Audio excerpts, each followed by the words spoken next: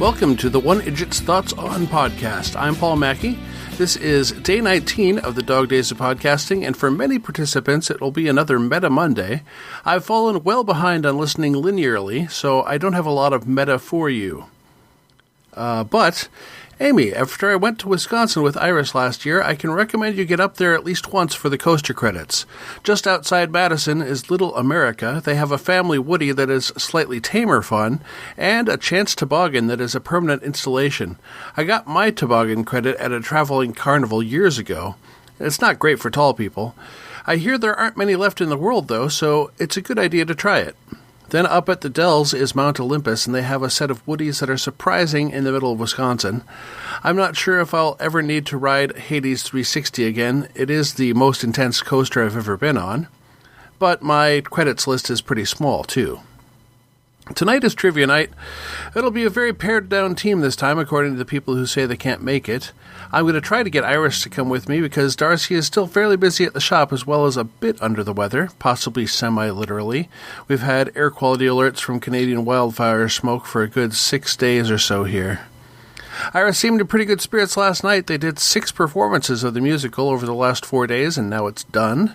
Just a few weeks and school's back in session. I'd asked Fox to go to trivia, but he and his curling buddies are renting a cabin for a few days before they all go down to Minneapolis for school, with Fox staying in Duluth for school. But I think I'll still be at trivia. I'll let you know what ended up happening. I'd better get into this show, though, so today we're looking at Gravity Falls, Season 2, Episode 9, The Love God, originally aired November 26, 2014. The brief summary.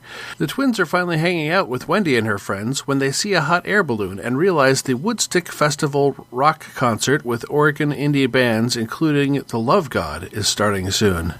But they hear a spooky moaning from a nearby open grave, and in it, they find Robbie, sunk in his usual depression, still pining for Wendy. The rest of the gang moves along, but Mabel is troubled and wants to make Robbie happy. She decides the way to do it would be to find him a new girl, though Dipper cautions her on throwing the group dynamic out of whack. Meanwhile, Seuss talks Stan into trying to sell to the festival goers, instead of shunning them. Mabel decides Tambry, the disaffected, cell phone-obsessed girl, is the one for Robbie. She sets up a blind date between them at Gracie's with use of a faux secret admirer message. It doesn't seem to be working out, but then the Love God from the festival enters, and he seems to be successful at making matches all over the diner. He confides to Mabel he's a real love god, or at least a cherub, but he has potions to make it all happen. Mabel wants to buy a potion, but he won't sell. So she steals some, and puts it on Robbie's chili fries. Both Robbie and Tambry eat some, and suddenly they are smitten. Mabel proudly declares a win back at the group, but it turns out the Robbie-Tambry match has thrown everything off. One of them was secretly into Tambry and had only told Robbie, so then his other friend was mad that he hadn't confided in him. Plus, Wendy isn't thrilled Tambry is dating her ex. At the festival, Mabel and Dipper work to steal anti-love potion from the Love God, but he fights them on it, saying not everyone has the skill to intervene in other people's lives. Mabel finally gains the potion and can spray it on the couple, but they seem really happy, so she decides not to interfere, and decides that the group will have to work itself out. And they do. Also, Stan creates a horrifying hot air balloon in the shape of his head that falls apart, changing the slogan from I Heart Kids to I Eat Kids. Then it catches fire and crashes, terrifying the festival. Very cartoonish. You gotta respect the bottle drop. When the guy drinking hippie tea sees the Love God fly by, he looks at the bottle in his hand and pours it out. That is classic cartoonish. Is that okay? Gaze upon death, gaze upon death, gaze upon death, gaze... Okay, you get it. My favorite line...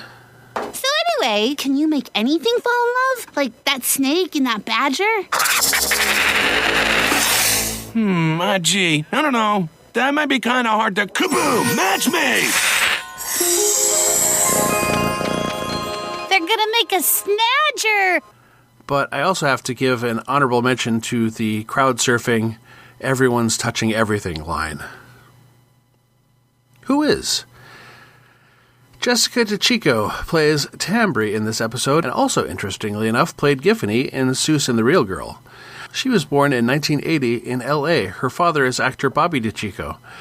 The family moved to New York City when she was very young, and at age 8 she was selected by Marlo Thomas to be cast in the Free to Be a Family special.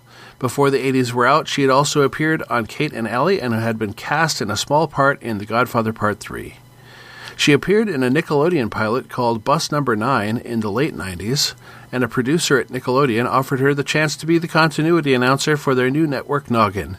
She was the voice of the channel while also attending Syracuse University, recording the content at the school. This began her extensive voice acting career.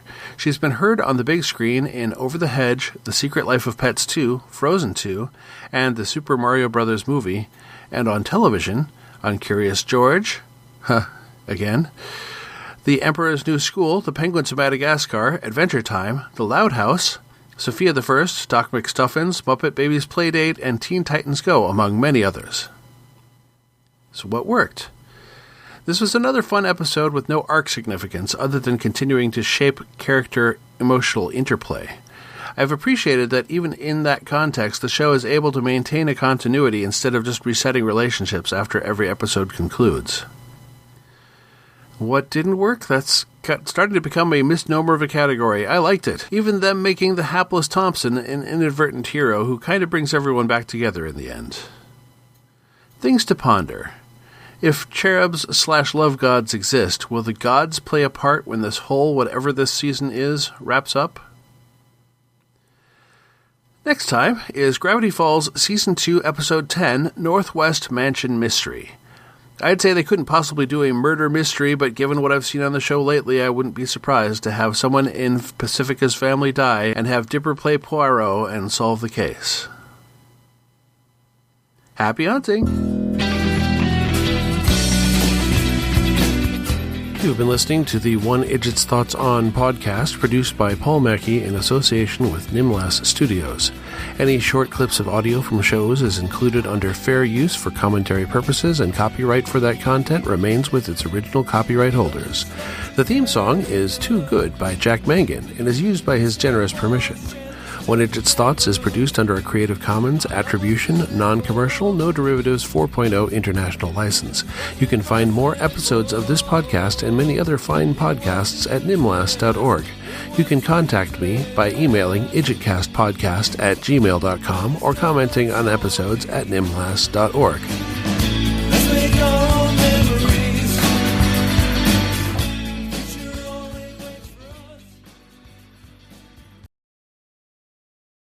Yeah, sure. Just let that 12-year-old pour glowing pink stuff on the food. What could possibly be a problem with that?